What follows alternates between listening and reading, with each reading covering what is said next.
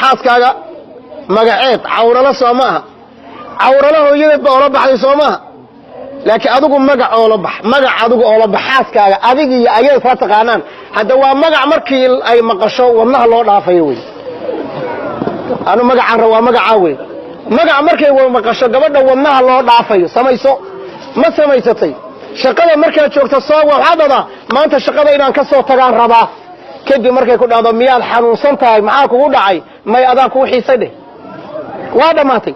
kelimadaas 6 bilood bay shaqaynaysaa guriga kugu shaqaynaysaa hada waa 6 bilood ogow haduu guriga daqsi ku dhex jiray oo ina arkaynin markaasay caarcaarada iyo daqsiga guriga ku jira inta aragto iyo maxkamadda intay la tiigsatay 6 bilood xariga u jaraysaa adigana waxa lagu soo dhaweynayaa qofkii qof aan ahayn hal kelima bedelay hal kelima gabadha bedelaysa goortay gabadhu ku dhahdo